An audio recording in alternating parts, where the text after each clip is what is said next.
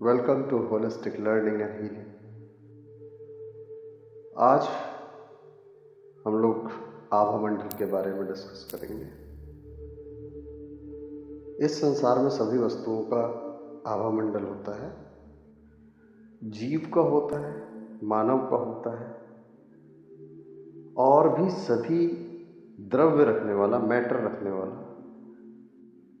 और धारण करने वाला सामान, ग्रह, नक्षत्र, तारे, जानवर, पेड़ पौधे, कीड़े आदि सभी का आभा मंडल होता है। इस संसार में सभी वस्तुओं का आभा मंडल है। अब आभा मंडल होता क्या है? आभा मंडल वो सूक्ष्म प्रकाश है जो हमारी नग्न आंखों से नहीं दिखता, जिसको कि दिखने के लिए खास तरह के इंस्ट्रूमेंट्स होते हैं, यंत्र होते हैं, जैसे कि लंबो फोटोग्राफी कैमरा और dash camera, digital aura scanner.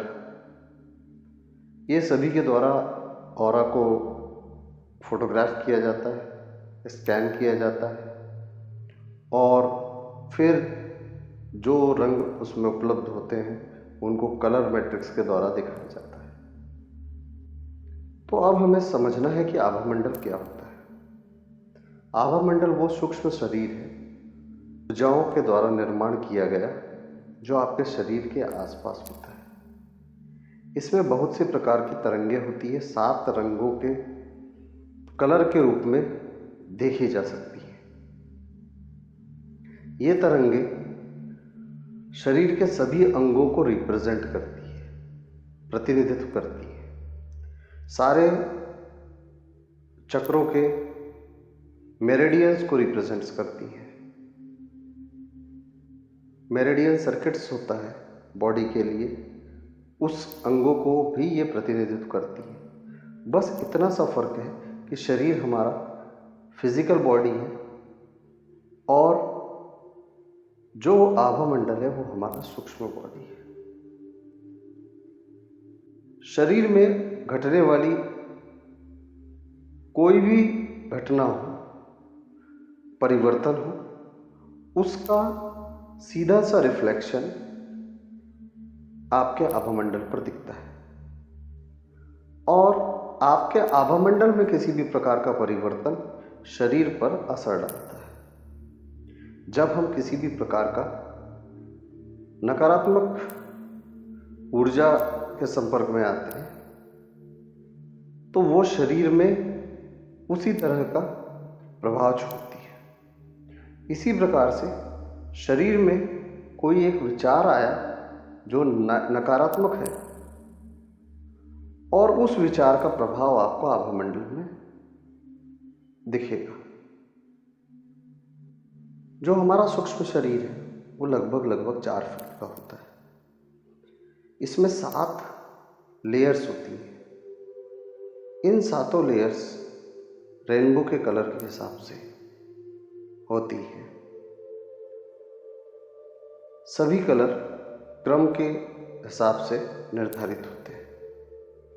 ये 4 फीट की आभा मंडल कई किलोमीटर की भी बनाई जा सकती है। ज़्यादातर साधु संत, बड़े महात्मा, इनकी जो आभा मंडल होती है, जो ऑरा होती है, वो बहुत बड़ी होती है। जैसा कि हम सभी जानते हैं, हमारे कानों की एक क्षमता है, हमारी आंखों की एक क्षमता है। हम ना कि मनुष्य के लिए ज़रूरी है। हम आंखों से उतना ही देख पाते हैं जो मनुष्य के लिए ज़रूरी है, लेकिन हमारी सीमा से बाहर भी कुछ ऊर्जाएं हैं जिनको देखा जा सकता है।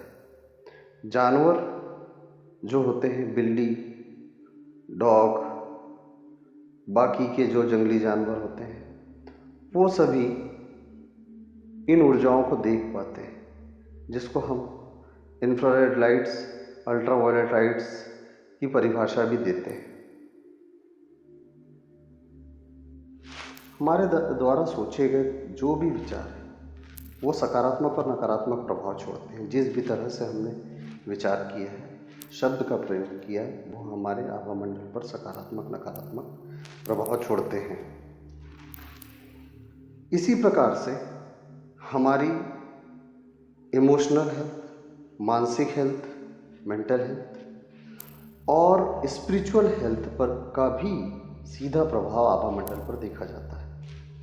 जैसे ही आभामंडल में किसी भी प्रकार का परिवर्तन होता है जो कि त्वरित होता है, उसका धीरे धीरे कर इम्पैक्ट या असर आपको शरीर पर दिखने लगता है।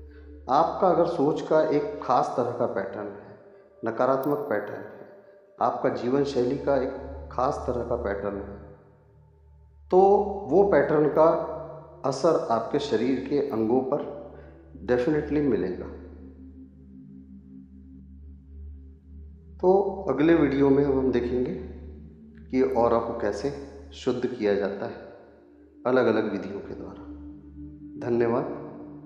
Please subscribe my channel, like and share. If you have any comment, please comment it, write down. Thank you.